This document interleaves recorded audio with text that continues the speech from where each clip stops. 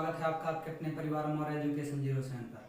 Guys कैसे हो आप सभी। उम्मीद है कि आप सभी बहुत अच्छे होंगे, स्वस्थ होंगे, मस्त होंगे। दोस्तों आज की इस क्लास में हम लोग बात करने वाले हैं, आपका आज सेल टॉपिक चलने वाला है। सेल टॉपिक में हम लोगों ने 3 वीडियोस कवर कर ली हैं, आज चौथी वीडियो है। तो इस वीडियो में हम लोग डिस्कशन करने वाले हैं।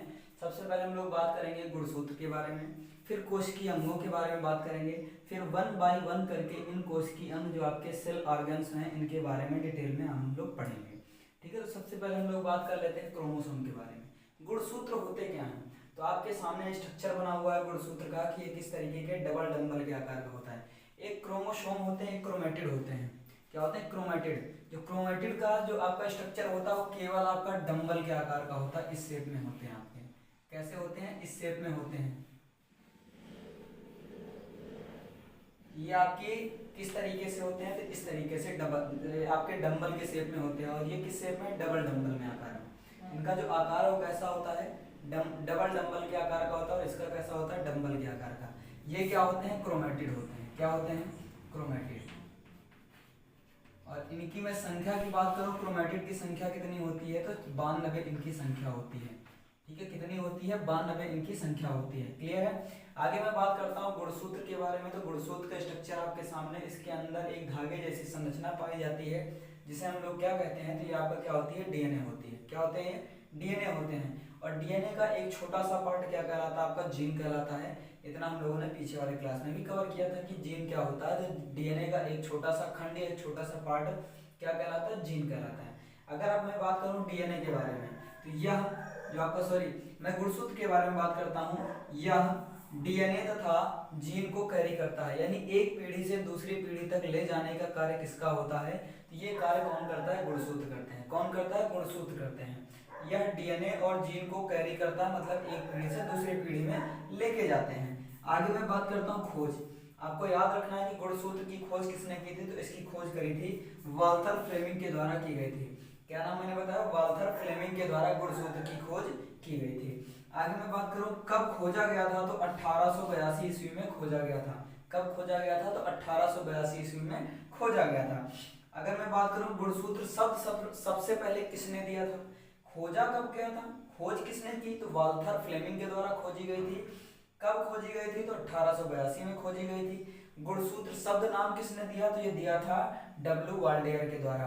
किसके द्वारा? वाल्डेयर के द्वारा 1888 में गुणसूत्र नाम दिया गया था। किसके द्वारा? वाल्डेयर के द्वारा 1888 में।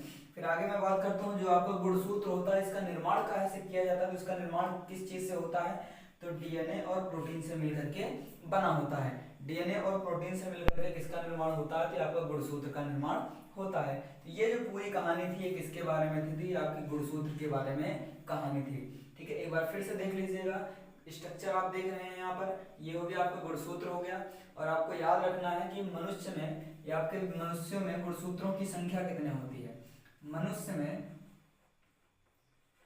में गुणसूत्र कितने होते हैं? इनकी संख्या कितनी होती है? तो 46 होती है। कितनी होती है? 46। अगर मैं वही जोड़ी में बात करूं तो इनमें जोड़ी में कितनी संख्या होती है? तो 23 जोड़ी में पाए जाते हैं। कितने पाए जाते हैं? 23 जोड़ी पाए जाते हैं गुणसूत्रों की संख्या। और मनुष्य में अगर संख्या की बात करें तो 46। और अगर मैं पेयर में बात करूं, जोड़ी में बात करूं, तो कितने पाए जाते हैं? 23 जोड़ी आपके पाए जाते हैं। क्लियर है? तो ये पूरी कहानी किसकी थी? जीन की थी। क्लियर है? आगे हम लोग बात करते हैं आपके कोशिकीय अंग के बारे में बात कर लेते हैं, यानी कि सेल ऑर्गन्स के बारे में बात कर लेते हैं। अगर आपको यहाँ पे दिख रहे होंगे कि आपका कोशिका झिल्ली, कोशिका भित्ति, इस तरीके से आपके टोटल 8 कोशिकीय अंग आपको नजर आ रहे हैं। 1 बाय 1 करके इन्हें हमें पढ़ना है। सबसे पहला कौन सा? आपका कोशिका झिल्ली, जिसे हम लोग क्या कहते हैं? सेल मेम्ब्रेन कहते हैं। दूसरा कौन सा? आपका कोशिका भित्ति, जिसे हम लोग क्या कहते हैं? सेल वॉल कहते हैं। क्या कहते हैं? सेल वॉल कहते हैं। फिर तीसरा आपका केंद्रक, केंद्रक को हम लोग क्या कहते हैं? न्यूक्लियस कहते हैं। ठीक है। फिर माइटोकॉन्ड्रिया, क्या है आपका? माइटोकॉन्ड्रिया। फिर अगला आपका राइबोसोम, अगला है आपका लाइसोसोम, गोल्जी काय और अंतःप्रद्रव्यकी जालिका, जिसे हम क्या कहते हैं? एंडोप्लाज्मिक रेटिकुलम कहा जाता है। अंतःप्रद्रव्य जालिका कहा जाता है, एंडोप्लाज्मिक रेटिकुलम के नाम से जानी जाती हैं। तो ये आपके टोटल आपके कितने ऑर्गन्स हैं? तो टोटल आपके 8 ऑर्गन्स हैं। और एक 1 बाय 1 ऑर्गन्स को हम लोग क्या करेंगे? डिटेल में कवर करेंगे। चलिए दोस्तों, आगे हम लोग बात करते हैं जो आपके कोशिकीय अंग हैं उनके बारे में, यानी सेल ऑर्गन के बारे में। पहला सेल ऑर्गन कौन सा था आपका? कोशिका झिल्ली। और दूसरा कौन सा आपका? कोशिका भित्ति था। तो इस वाले क्लास में हम लोग इन दोनों को अच्छी तरीके से डिटेल में पढ़ने वाले हैं। सबसे पहला आपको पढ़ना है कौन सा? कोशिका झिल्ली। कोशिका झिल्ली यानी जिसे हम लोग क्या कहते हैं? सेल मेम्ब्रेन के नाम से जानते हैं। क्या कहते हैं इसको? कोशिका झिल्ली। इसको एक अन्य नाम से और जाना जाता है, इसे क्या कहते हैं? प्लाज्मा झिल्ली भी कहा जाता है।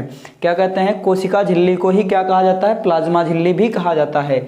अगर मैं बात करूं, यह सभी जीवों के अंतर्गत पाई जाती है। जितने भी जीव होते हैं सब में क्या पाई जाती है? आपकी कोशिका झिल्ली अवश्य पाई जाती है। ठीक है, जैसे मैं बात करूं, जंतु हो गया, पादप हो गया, विषाणु हो गया और जीवाणु हो गया, इन सभी में क्या पाई जाती है? तो इन सभी जीवों में के अंतर्गत क्या पाई जाती है? कोशिका झिल्ली पाई जाती है, जिसे हम लोग क्या कहते हैं? प्लाज्मा झिल्ली भी कहते हैं। आगे मैं बात करता हूं, यह पादप तथा कवक को छोड़ करके, अगर पादप और कवक को अगर छोड़ दिया जाए तो सभी जीवों की जो सभी जीवों की बाहरी झिल्ली होती है। क्या होती है? सभी जीवों की बाहरी झिल्ली होती है। ठीक है, चलिए, तो ये सभी जीवों की क्या होती है? या अगर पादप और कवक को छोड़ दिया जाए तो सभी जीवों की बाहरी झिल्ली होती है। अगर मैं बात करूं, जो कोशिका झिल्ली होता है उसका निर्माण काहे से किया जाता है? तो इसका निर्माण किस चीज़ से होता है? तो याद रखिएगा, इसका निर्माण होता है फॉस्फोलिपिड से। कैसे होता है? फॉस्फोलिपिड से। इसी फॉस्फोलिपिड को कहा जाता है फॉस्फोरस युक्त वसा कहा जाता है। क्या कहते हैं? फॉस्फोरस युक्त वसा, इसी को कहा जाता है। या फिर अगर मैं बात करूं, फॉस्फोलिपिड से होती है, या फिर मैं कह सकता हूं प्रोटीन या फैट से मिलकर के होती है। प्रोटीन या फैट से किसका निर्माण होता है? तो ये होता है आपका कोशिका झिल्ली का निर्माण होता है। जैसा कि आप स्ट्रक्चर में देख रहे हैं यहाँ पर, ये आपका इस तरीके से आपका सेल के चारों ओर, किसी भी कोशिका के चारों ओर एक आउटर मोस्ट मेम्ब्रेन पाई जाती है, जिसे हम लोग क्या कहते हैं? सबसे बाहरी झिल्ली। इसी को कहा जाता है सेल मेम्ब्रेन या प्लाज्मा मेम्ब्रेन के नाम से जाना जाता है। तो ये पूरी कहानी जो थी वो किसकी थी? कोशिका झिल्ली की थी, प्लाज्मा झिल्ली की थी। एक बार फिर से देख लीजिएगा, ये सभी जीवों के अंतर्गत पाई जाती है। जितने भी जीव हैं, जैसे आपका हो गया जंतु, पादप, विषाणु, जीवाणु, सब में पाई जाती है। फिर मैंने बताया कि जितने भी आपके पादप और कवक होते हैं उनकी बाहरी झिल्ली नहीं होती है, इनकी बाहरी झिल्ली आपकी क्या होती है? कोशिका भित्ति होती है। इनको छोड़ दिया जाए, बाकी जितने भी सारे जीव होते हैं सब में क्या पाया जाता है? सब में जो बाहरी झिल्ली होती है वो कौन सी होती है? कोशिका झिल्ली होती है। ठीक है, जिसे हम लोग प्लाज्मा झिल्ली कहते हैं। बाकी इसका निर्माण फॉस्फोलिपिड या फिर हम कह सकते हैं प्रोटीन या फैट के साथ होता है, या फैट से होता है। आगे हम बात करेंगे कौन सा? कोशिका भित्ति के बारे में। सेकंड आपका कौन सा ऑर्गन है? क्या है आपका? कोशिका भित्ति। इसमें हम लोग बात करेंगे तो आपका कोशिका होती है, कोशिका के चारों ओर एक झिल्ली पाई जाती है जिसे हम लोग कोशिका झिल्ली कहते हैं, और उसके चारों ओर एक कठोर या हम कह सकते हैं सॉलिड, जो आपका पादप सेल है उसकी जो सबसे कठोर अगर कोई पार्ट होता है तो क्या होता है? आपका कोशिका भित्ति होता है। तो सबसे बाहरी झिल्ली किस में पाई जाती है? तो लिखा हुआ है यह केवल पादप तथा कवक में पाई जाती है। जो आपका कोशिका भित्ति होती है वो किस में पाई जाती है? तो पादपों में या कवकों में पाई जाती है। दूसरा, पादप, यह पादप व कवक की सबसे बाहरी झिल्ली होती है। ये भी मैंने बता दिया कि जो कोशिका भित्ति होती है, पादप और कवक की क्या होती है? सबसे बाहरी झिल्ली। यही यहाँ पर भी लिखा था, पादप और कवक को छोड़ करके बाकी सबकी बाहरी झिल्ली क्या होती है? कोशिका झिल्ली। लेकिन अगर मैं बात करूँ पादप और अगर मैं कोशिका भित्ति की बात करूँ तो पादप और जो कवक होते हैं इनकी बाहरी झिल्ली को क्या कहा जाता है? तो कोशिका भित्ति कहते हैं। ठीक है, आगे हम बात करते हैं पादप कोशिका का सबसे कठोर भाग कौन सा होता है? पादप कोशिका का सबसे कठोर भाग कौन सा होता है? तो ये आपका कोशिका भित्ति होती है। अगर कोई भी पादप ले लीजिएगा, उसका जो बाहरी आवरण होता है जिसे हम लोग क्या कहते हैं? पेड़ की छाल, वो क्या होता है? सबसे कठोर भाग होता है उसका। फिर मैं बात करूं, जो कोशिका भित्ति होता है इसका निर्माण काहे से किया जाता है? तो इसका निर्माण होता है यानी मेड अप ऑफ, काहे से बना होता है? तो अगर मैं बात करूं पादप में यानी प्लांट्स में, ये काहे से मिलकर के बना होता है? तो ये काहे से बनता है? आपका सेल्यूलोज की बनी होती है। पादपों की जो कोशिका भित्ति होती है वो काहे से बनी होती है? तो सेल्यूलोज से बनी होती है। यही मैं बात करूं कवकों में, तो कवकों की जो बाहरी झिल्ली होती है जिसे हम लोग क्या कहते हैं? कोशिका भित्ति कहते हैं। इनका निर्माण काहे से होता है? तो काइटिन से होता है। याद रखने का आसान तरीका होता है का से कवक, का से काइटिन, का से कवक, का से काइटिन, याद रख लीजिएगा, बड़ी आसानी से याद हो जाएगा आपका।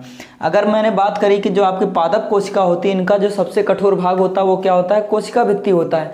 उसी तरीके से अगर मैं बात करूं जंतुओं की सबसे कठोर आपका भाग कौन सा होता है? जंतुओं में सबसे कठोर, तो अगर मैं बात करूं मनुष्यों में, तो मनुष्यों सदस्यों का जो सबसे कठोर भाग होता है वो क्या होता है? इनेमल। इनेमल क्या होता है? जो दांत के ऊपरी परत होती है जो व्हाइट कलर की दिखाई पड़ती है वो क्या होती है आपकी? इसी को हम लोग इनेमल कहते हैं, इसी को तामचीनी के नाम से जाना जाता है। ये दांत के ऊपर का सबसे ऊपरी परत होती है जो मानवों में या कह सकते हैं जंतुओं में सबसे ज़्यादा आपकी कठोर भाग होता है। अगर मैं बात करूं मानव का सबसे कठोर भाग कौन सा होता है तो आपको याद रखना कौन होता है? आपका इनेमल होता है, जिसे तामचीनी कहते हैं। क्लियर है? तो ये आपके दो कोशिकांग थे। पहला आपका कोशिका झिल्ली और दूसरा आपका कोशिका भित्ति। और उम्मीद है कि दोनों आपको अच्छे से समझ में आ गए होंगे। ठीक है, अगर आपको अच्छी तरीके से सारी चीज़ें समझ में आ गई तो वीडियो को लाइक कीजिएगा, चैनल को सब्सक्राइब कीजिएगा। और जो भी और बचे हुए आपके कोशिकांग हैं, अभी 6 और बचे हुए, टोटल 8 थे तो 6 बचे हुए, उनको हम लोग अगली वीडियो में सारे के सारे कवर करने वाले हैं। ठीक है, तो वीडियो में शुरू से अंत तक बने रहें और वीडियो पसंद आए तो वीडियो को लाइक कीजिएगा। मिलते हैं नए ऊर्जा और नए जोश के साथ नए वीडियो में, तब तक के लिए टाटा बाय बाय, जय हिंद, गुड नाइट प्यारे साथियों।